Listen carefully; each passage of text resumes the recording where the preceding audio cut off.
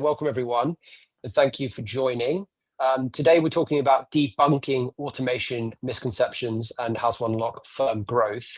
Over the next 45 minutes or so, we're going to challenge some of the most persistent myths around automation in both accounting and payments, myths that may be holding your firm back from real scalable growth.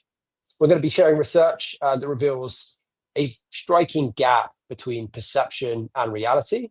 And we'll be doing this through the medium of a quiz. So get your phones ready. It will be interactive and you will be able to play along. And we plan to show you how automation isn't about replacing people. It's actually about freeing them from manual, repetitive tasks so they can focus on what really matters, delivering those higher value services. And we're aimed to highlight just about how much time is being lost on those manual processes, and helping to imagine what you and your team could be achieving if that time was reinvested in either client service and or growth. So whether you're already exploring automation or you're just starting to question your current systems, this session is really designed to give you the clarity, confidence, and insight to help move forward.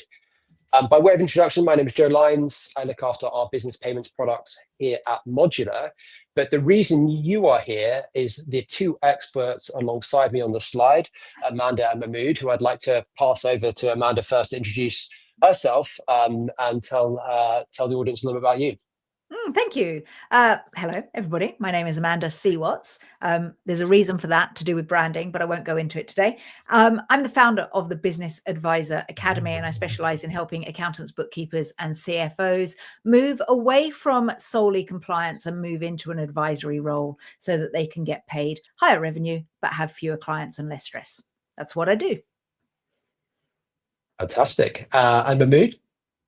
Yes, it's me. My name is Mahmood Rajoka. I am the founder and CEO of Verity Partners. It's a multi-vertical advisory firm, I would say, a new name that we try to put on, just getting away from compliance side.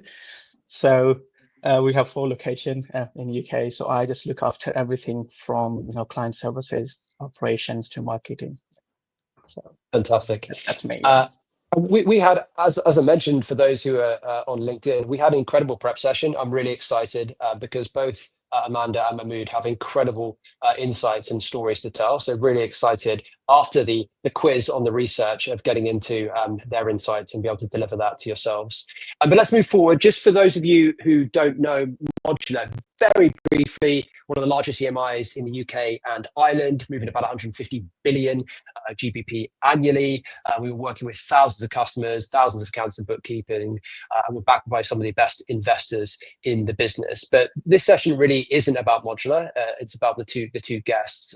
But if you do want to find out more, we'll be sharing some information in the follow-up email with the recording and some insights around the CFO fractional white paper.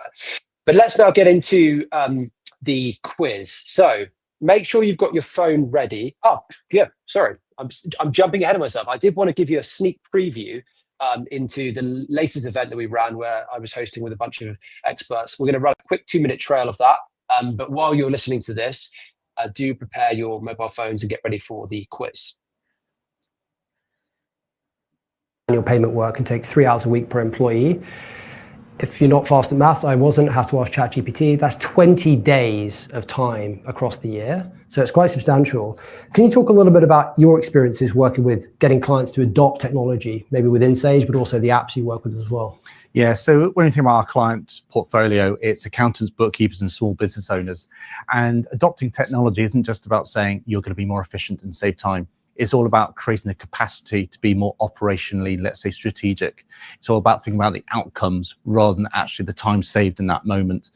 And also, it's not just driving the numbers in terms of what you can gain. It's actually showing what is possible, showing how easy it is to use these pieces of technology. And I think when you consider, let's say, the vast majority of accountants and bookkeepers, 84% of them are a single individual by themselves. They're running a busy practice. They've got growing client demands. It's not just about year-end accounts and tax. They've got PAYE, they've got CIS, they've got VAT returns. Their world is busy and clients want more. It's the Amazon culture. I want some advice like tomorrow. I can't wait a week. So therefore, they're always chasing their tails. But what we are seeing over the last couple of years since COVID is the fact that increased adoption of digitalization, not just by the accountants encouraging it, but small businesses naturally going to digital tools first of all, which means that data is more available. You've got that seamless flow of information, which means actually to adopt new tools, which actually improves the overall experience, is becoming easier. But also the fact that cloud enables to the adoption of technology on a one-by-one basis. You take your favorite client or a client that is in need of it. You have a go, you hob it, you play with it, see the opportunities, get the confidence with it, and then you can start to scale with it. AI, help or hindrance? Depends on where you view and your understanding of it. AI is going to be transformative for the profession and small business owners. But the challenge with AI is creating that trust, that authenticity, that human approach to it, but also making sure you've got the data in the right pots. I think a lot of times we have data in different areas, different solutions, and for AI to be really powerful, providing those insights, those contextual insights, it's not just about having conversation, is being shown what you can do differently as a business.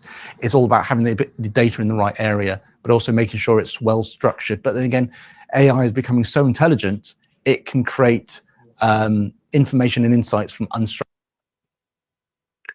Fantastic. Identify those anomalies or those skews to actually give the right answers.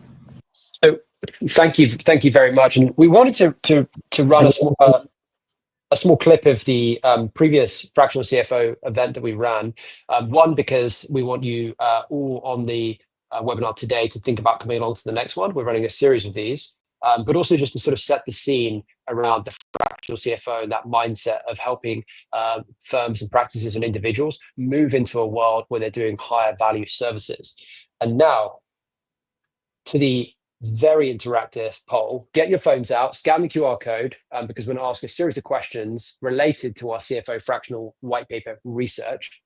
If you scan that QR code there right now, and Amanda and Mahmood are going to do the same thing, you're going to be taken to the Slido app, and we'll then move forward into the actual poll itself.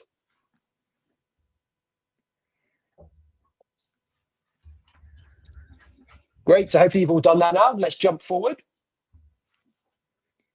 So the first question, yes, I'm just enter my name as well because I'm going to play along with you all. Oh, two of us in. Matt's in. Got to enter your name. Amanda's in. Mahmood's in. I love the way it presents these things. So what's it going to form? A tree? We don't know. Excellent. Okay, come on. 6. A few more people now to get in.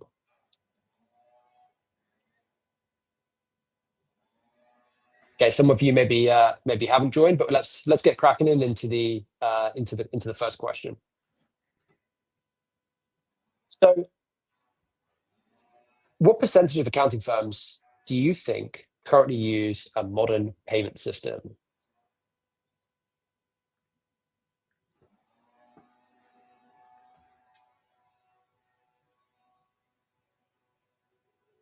Get your answers in. Boom. How have we done? Overwhelming. Okay, yeah. Pretty good. Correct answer for 40% of the players. Well done. Yay. So a couple of things are happening here. Either there's a bit of cheating going on, as in you read the research for the first time, props, but otherwise you're a very astute audience. All right, next question. How many firms report spending over 3 hours per week reconciling accounts or managing payments? This is an awful amount of time when you add that up over the year.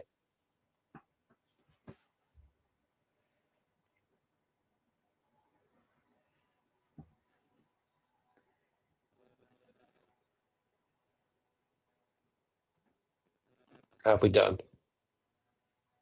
Okay, not so good on this time. It's actually 46%.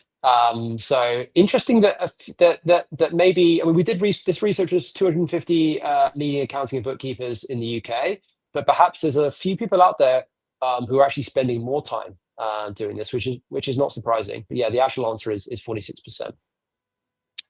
Question 3. What percentage of firms expect automation to save them significant time? So this is, yeah, I think quite a revealing stat.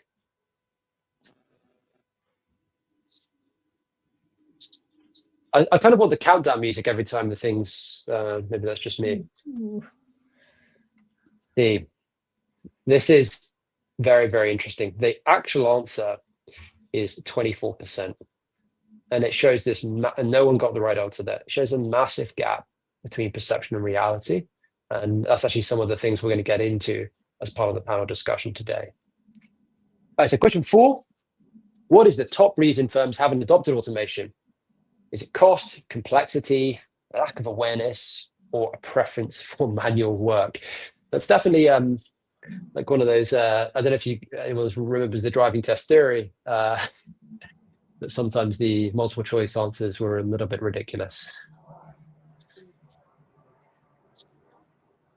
Okay, good. Yeah, a lot of you got that one right. So the actual answer is a lack of awareness of the benefits. So definitely want to try and address that today.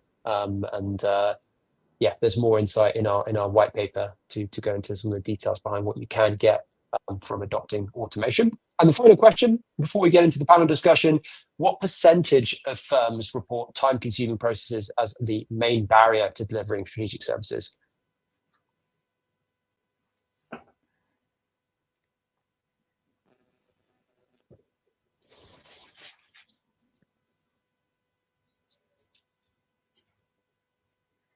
Oh, poll is locked. Okay, interesting. Yeah, way higher than the actual answer, which is 30%. And again, I think shows potentially one of these myths around it. There's a lot more to adopting automation than potentially everyone thinks. Like, it's not just about tools; it's about the people, it's about the process. In addition to that, so yeah, very keen to get into the panel discussion now. So thanks everyone for the contribution. We are going to move into the questions now, and Amanda and Mahmood are really going to deliver some punchy insights now. So I'm going to start with the first question, based on the back of that poll we just did. To you, Amanda, where do you think the biggest misconceptions around automation come from? I think that the people, so I work with lots and lots of clients, and the biggest reason that they want to move into advisory is because they are worried that they don't have a relationship with people. And I think that we've always been trained in the history of running an accounting and bookkeeping firm that we have to have a relationship with our clients, which is why we do the manual stuff and we seek the praise from doing it, right? If you introduce automation, that takes away the relationship, any chance of relationship. So the fear is the moment I automate it, then there is no relationship, and they're being told all over the world that, you know, you have to have a relationship with your clients. So I think that a lot of my clients that I speak to think that it's cold, it's clinical, it's only about efficiency, it takes away the human touch, and doesn't give them the opportunity to be human. But actually it's the opposite of that, because once you automate everything, you free up your mind and your time to be strategic and build in the human touch. So they've kind of got it right, because it does remove the human touch, but it frees up the time to bring in even more of a human touch. So yeah, it's exciting. I like that. Yeah. So it's kind of counterintuitive, Yeah, in one sense, in that that there's this initial reaction, which is this sort of robotic, is this sort of like automated AI without the human or the personal touch. But what you're saying is that there are parts of it that are that, but actually it allows the individual, the human, more time to over deliver and provide that client service that actually is the reason that a lot of people get into this, and is the reason a lot of people win business, is they want that relationship with an individual to help them. But could you touch on that a little bit as well? This fear of losing the human touch, and your history with your firm. Yeah, I mean, the biggest misconception, I would say, in my opinion, is people think, it just, automation replaces people. It doesn't actually. It just releases them. At Verity, that how we have found out, like, it gives us time to focus more on strategic advisory work that we deliver, and it has increased our capacity actually, and it has just the client services, the client support, like I would say, it's just gone really high up, like, because the time, they're sending us an email or they're just waiting a response from us, and a small bits and bobs, they just need to speak to someone, just to get things done. I mean, it can be done automatically. We have client portal. There are a lot of things that they don't even have to come to us. They come to us for the proper strategic, touch point where they need a real advice, So it just frees up time, and, it doesn't replace anyone. It doesn't take away that personal touch, I believe. My clients are quite happy with it, because we introduced this WhatsApp CRM thing, and people are loving it, because, previously we used to ask them to email in, which we have a black and white, track record of our, the instructions and stuff. Now they can just send a voice note. So, I mean, and, and they can just take their documents and stuff, and whatever, like, it's relevant to them, to their own portal, we can capture data, requests and stuff, real time, like, automated way, and it goes and direct to the relevant person in our team, rather than just just going through the inboxes, and the manual workflows. That's a great example of meeting the customer where they are. Frankly, there's just such a large number of us now spending a good number of hours a day on WhatsApp. If you check your iPhone stats or your Google stats, and being there with a sort of technical solution, but it's also got that human element when you sort of intervene and have that touch. And maybe could you touch a little bit on maybe what would happen to the practice if you did stick with more manual or tools, or more, more outdated systems, or you didn't adopt this? What would break? What would happen to your firm? I'm living the real example, to be honest, because I started as a bookkeeper at the very firm which I own now. If I haven't had the time to, because this is my hands-on experience, the first-hand experience that I transformed, digitalized my own firm, and it gives me the capacity, it gave me the time to think, network, go out there, and add the new services, like the fractional CFO, the advisory side of it. We now do the tax advisory for our client as well, because we have implemented in our practice and clients have seen it. So if I haven't had done that, I will still stuck, to be honest, in the manual processes, getting the operation side, the delivery, my team, communication. Obviously, as a practice owner, you are juggling with everything, from to business development, to the delivery, to the client services. So since we have automated it, it has given me a time. I'm here talking to you guys. I mean, to be honest, if I was in the meetings and stuff, I wouldn't have time. I wouldn't have thought of just going out, and talking and discussing and learning new things, what's out there in the industry, how my peers and colleagues and how other people are working. I stayed into that bubble for 9 years, and I felt like I would have done it earlier if I would have known the benefits and what I'm getting now. My firm runs itself without me involved. I'm not the bottleneck anymore, to be honest. Yeah. So you raise an interesting meta point, which is that we need to get this. Maybe the people who most need this webinar are actually heads down on work right now. So we need to make sure we get this out to them after the webinar. Amanda, can I ask you to talk about how you reframe with your clients automation as an enabler of better service, and really answer that first question you answered so eloquently? How do you get them to start to think about this as that enabler of a better service, and not just this unemotional, cold efficiency?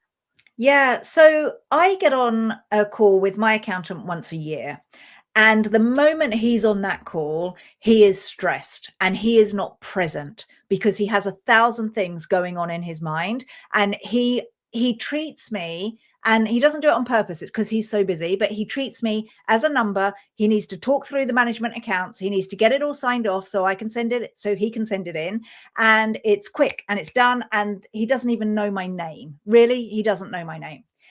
The reason why is because he is overworked and underpaid and is charging the wrong way from years ago, and he just doesn't have the bandwidth. What automation does is take away the heavy lifting. It shortens the timeline of everything that he has to do. It frees up hours and hours every single day, where he can then go, oh, do you know what? I can actually have a conversation with that person. And now I remember her name because I've asked her, what does she want in her business? He's never asked me what my plans are for the business. Never, ever, ever. Now, I'm fortunate. I run my own business and I get it. I work with accountants every day. But I see it firsthand. I've had a few accountants. Every single one is overworked, underpaid, really stressed, because they're still running the accounting practice as they did 20 years ago. And it was fine then, because we weren't expecting more from our accountants, just like we didn't expect more from our IFAs. And we did, it was very different. But now it's relationships first, compliance second. That's it. It makes a lot of sense. Yeah. Talk to me a little bit how does that conversation start? Because with the scenario you just painted, yeah, the individual is just heads down, just working in the business. They do not have a second of free time. Yep. Like within, like, forget what's going on in their personal life, right? Which is also maybe maximized. How do you begin to get them to think about working, like in a different way? Like what are the sort of techniques you use to get some of that time back, just to have the mind space to think about this? Yeah, so I run this thing called CDS, which is cut, delegate, and systemize. And I get my clients to spend 2 weeks going through every single day, every 15 minutes, writing down what they're working on. And then they have to go through the, there's a line in it where they have to say, does it drain my energy? Does it energize me? Is it exciting? Is it what I want to do? Then they have to say, is it admin? Is it compliance? Is it advisory? And what it does at the end is it spits out that they're working too much in admin. They're working on stuff on compliance that they shouldn't be doing, that their team could be doing. Their energy is completely drained and they feel like crap. And then it tells them, pardon my French, it tells them at the end, right, you've got 4 hours a day that you're spending on admin, get an admin person. You're doing this, you need another accounts person. And it tells you exactly what you need to replace and what you need to cut, delegate, and systemize. And it's awesome. And the thing is if you don't do this, anyone should do this in a business, but if you don't do it, you end up doing low value tasks. And even if you have a team, the main accountant, the founder, is normally the person that signs off the books. So the team do the grunt work, but the buck still stops with you. So what we have to do is free up your time so that you can afford someone where the buck stops with them. So you are then freed up to do the advisory that creates a big impact and fills your heart with joy.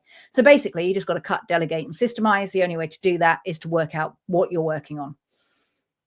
That's a truly incredible system.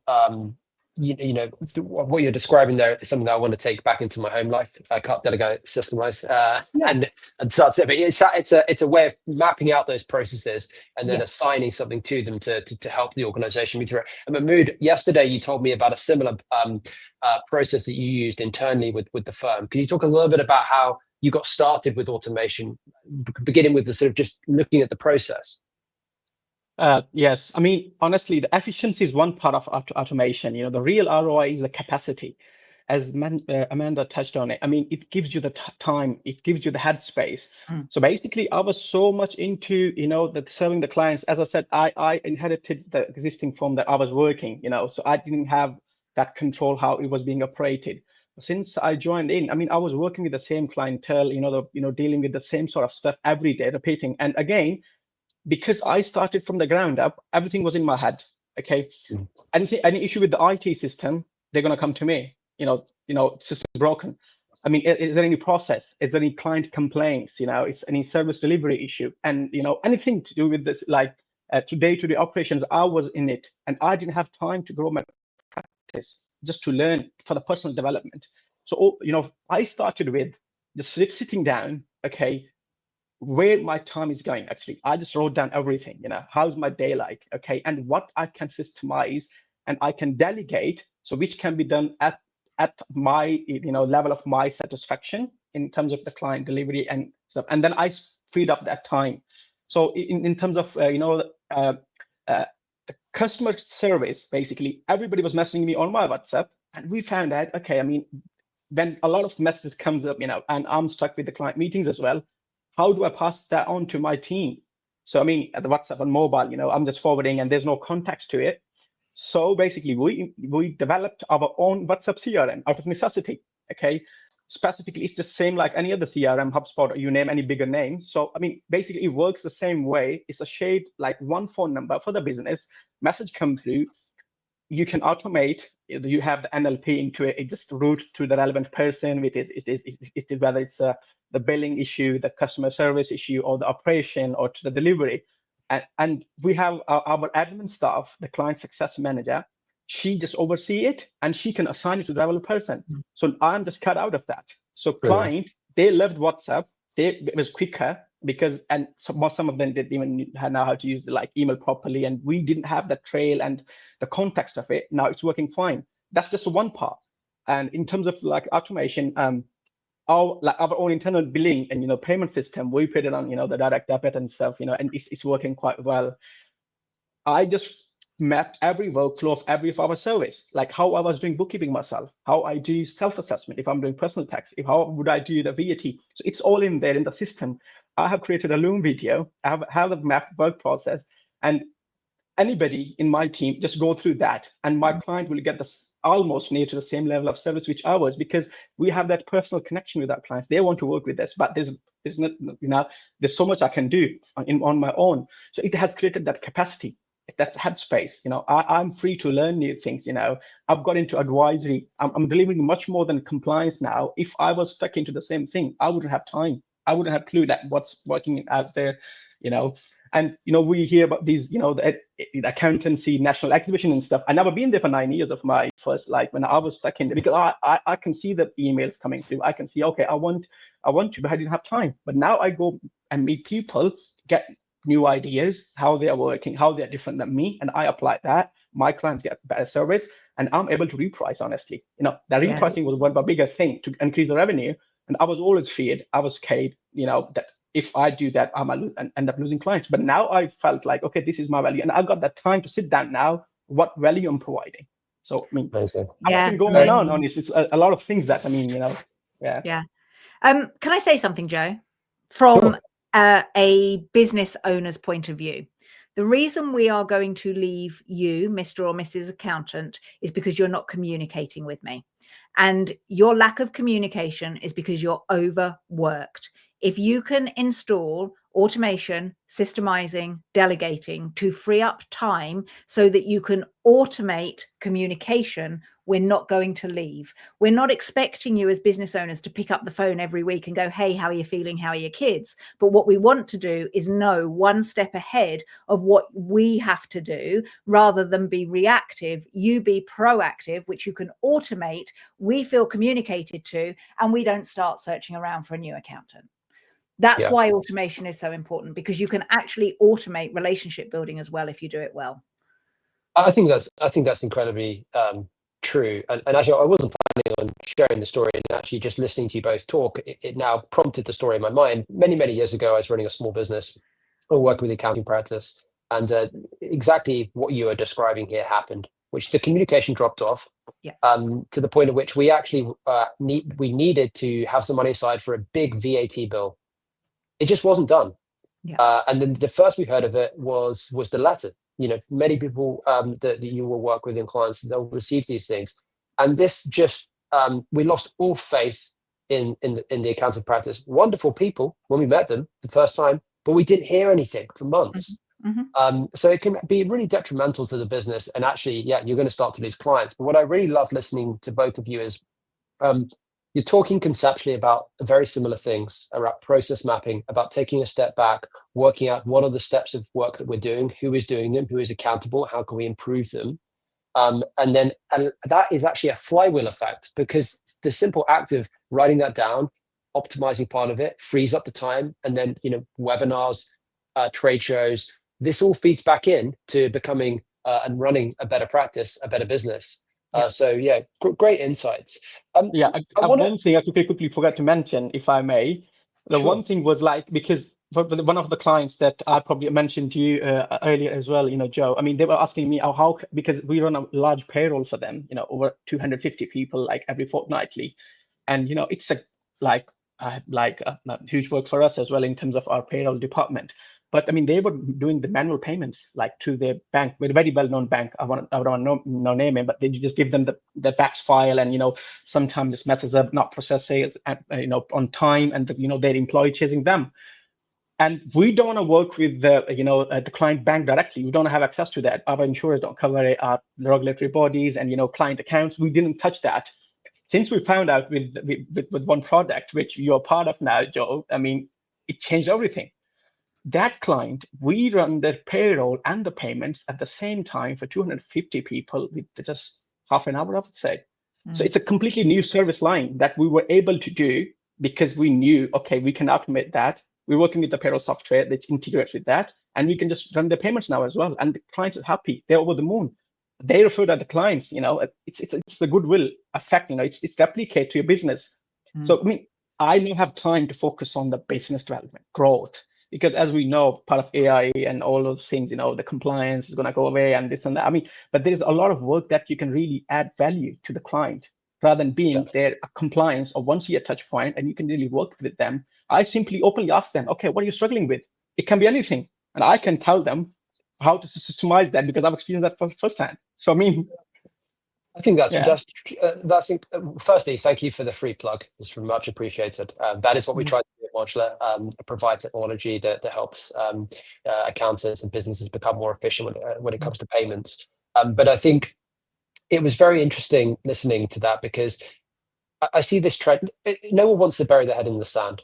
The world of work is changing, right? And it's not just AI; it's continuing changing for various reasons. And I think it's really important that as business owners, as accounting owners, we look to that and say, well, how is the role that we're doing changing?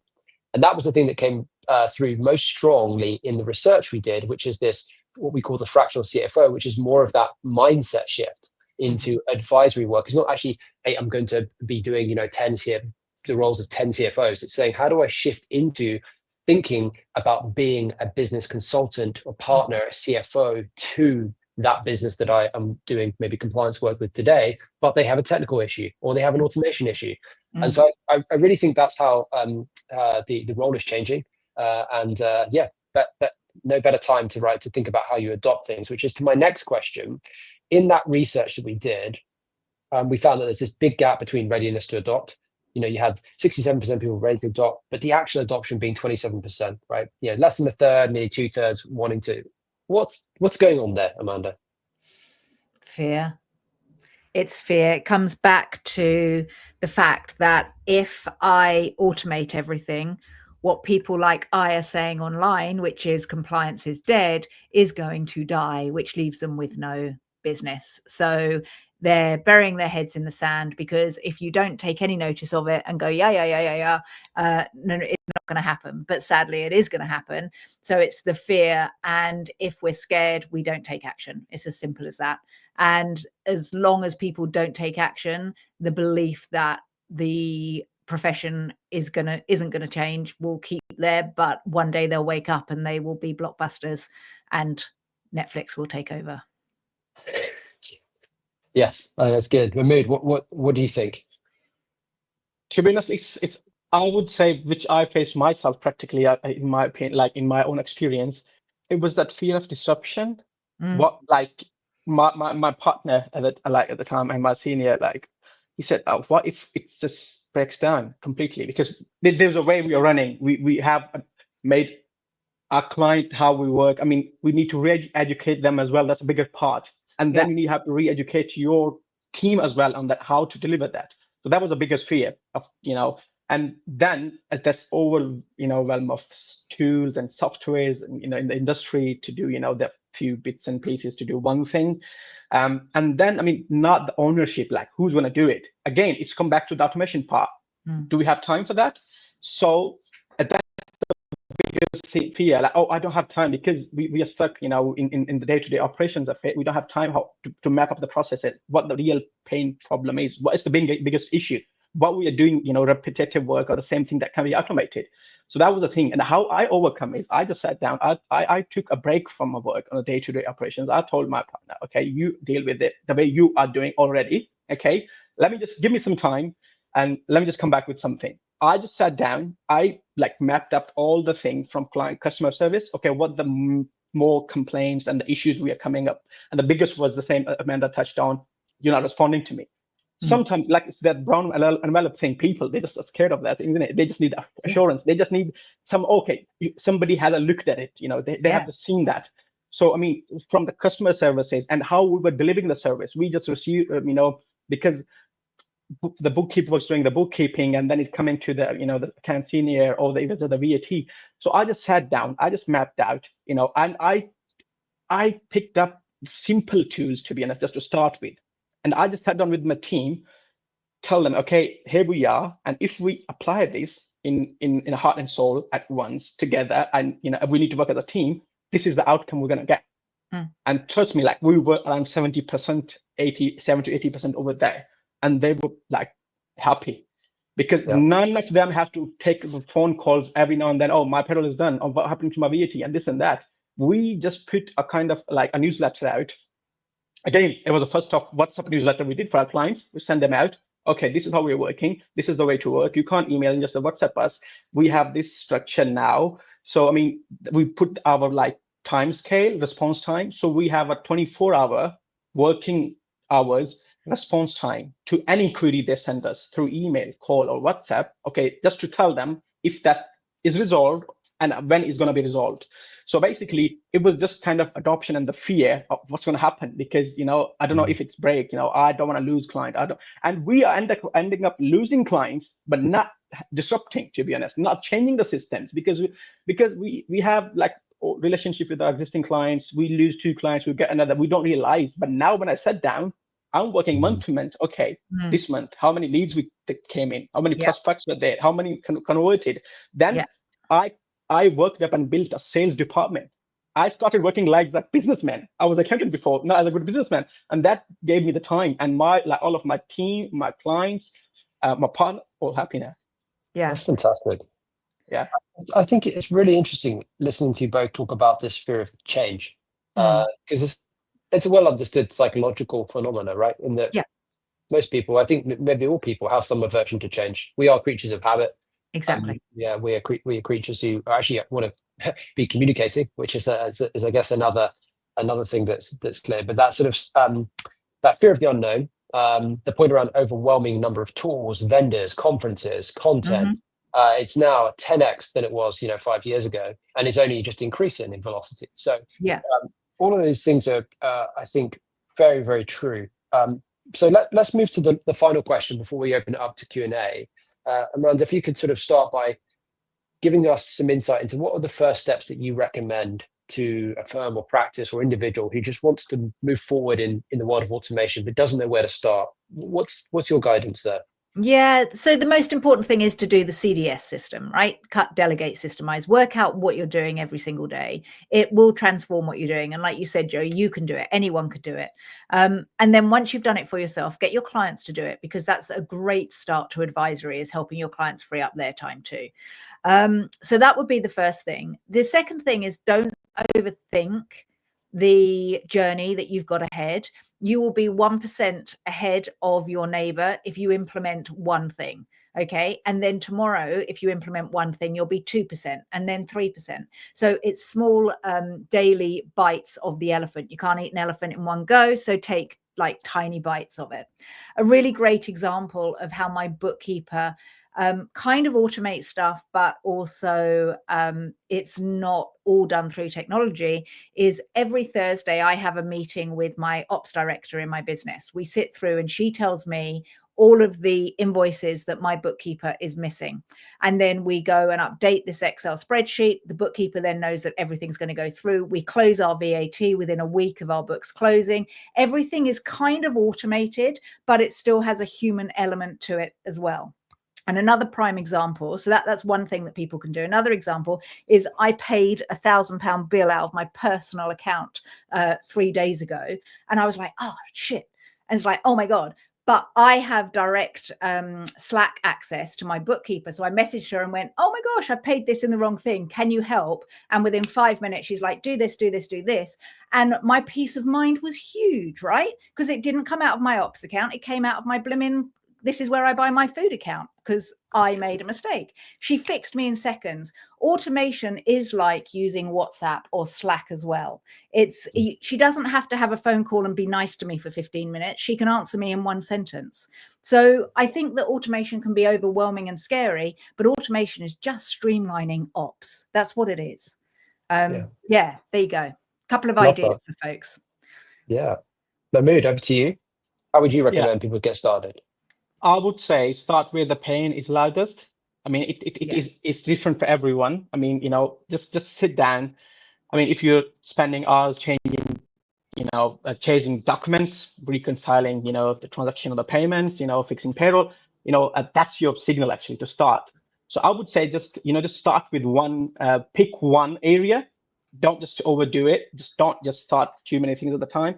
Maybe pick with one client or one service or one process. Just jot down the process, how you're doing things and what can be, automated. Just ask yourself, what can be templated for your team so they don't have to come to you? Okay. educate your client on one process or one service at a time. Okay. For the sake of argument, I mean, we recently, put a tool, a software. It's a project management software, not mainly for accountants, because we have too many practice management solutions already there, which are good, they own regard, but not one complete solution. So what we do is, for the accounts side, when we're preparing the annual accounts, we have that direct guest access to our client, to their tasks. So basically, our team can just tag them, ask them the question, the queries they have. The client can respond right there. So they don't have to go back to the email or any other way. Okay. So I mean, it has saved us a lot of time chasing clients. Okay, have you sent this information? We got this missing information, and we just want clarification on one thing. So just whatever the repetitive task is, just automate that. Systemize your workflow. Just don't overthink it. Don't overdo it. I would say pilot one client or one process at a time, and you will see the difference yourself, because you'll get more time. You'll come up with the idea. There's no, honestly, which I've felt myself, it's ever evolving. You can't really say, okay, this is a process I'm going to follow. It's going to change. It changes with the client. It changes with the service type. It changes with the industry.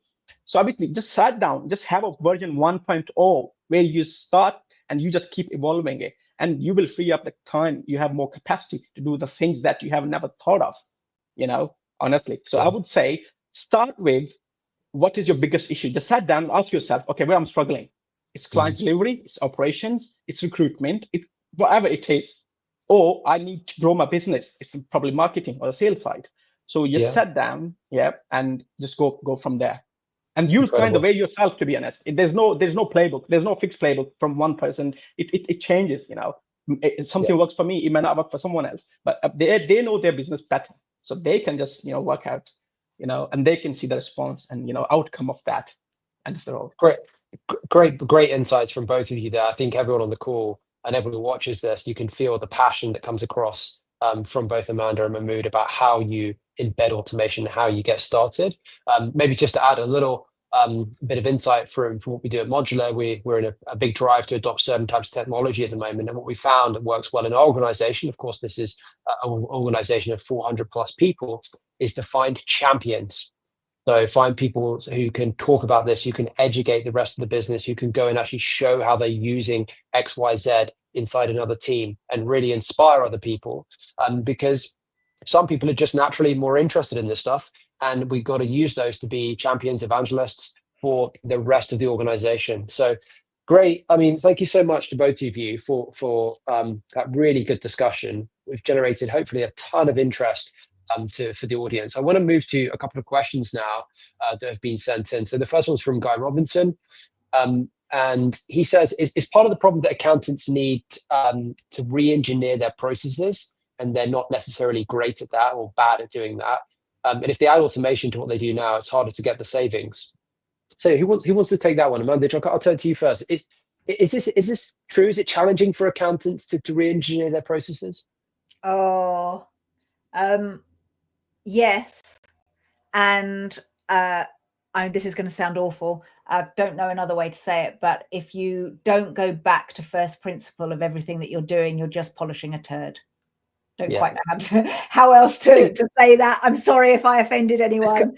It's coming up to lunchtime. It's fine. Yeah, it's just kind of like you have to go back to first principle. And what I mean by that is go back to the root, start at the beginning and build from there, where everything is conceptualized. Because if we go and try and systemize something that we have been putting plasters on for the past 20 years, it isn't going to work. And like Mahmood says, every single client is different. And if you try and systemize something across the board, then you're going to have clients that are unhappy. So you have to go back to first principle. What can you systemize and automate, and what needs that little bit of love? WhatsApp can be half automated, but you still need a human on the end until you introduce your AI. But even if you do introduce the AI, people will want to still hear from humans, right?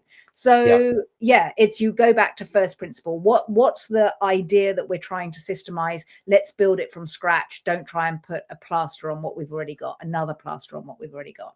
That's a better way than the way I described it to start with. Apologies. that was a great answer. And Mahmood, I think to some extent you answered this in your history with the firm. Yeah.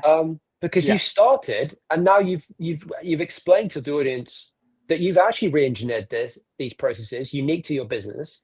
But yeah, were you a little fearful getting into this when you had to start re-engineering? How did you just have the confidence to get started? What did you feel when you knew you had this task in front of you? To be honest, because I could see the service delivery going down, losing client, leaving money on the table. I am always bold to take the steps. And first of all, I would warn everyone, it's not easy. It took me nearly 1.5 years to go the whole end-to-end process. Now my firms run without me. If I'm not in the office, it's working. I can just sit down at the weekend or sometime whenever I can see, okay, everything is being done to my standards, because I was ready to take that step. Otherwise, I mean, maybe I wouldn't be in the business by the time, because it's the hard part. The hard part is not to re-engineer the process. The hard part is to educate the client, which I found myself, because sometimes the clients, they're not happy with it. But, I just filtered out the top clients. I mean, who have more touch points with us. I sat down with them. I just mapped up their workflow. And when they saw the real change in the client service, and it frees us, from we're not in the sand. We were not stuck. We had time, and we were delivering the better service. We were talking to them. To be honest, it took me a long time.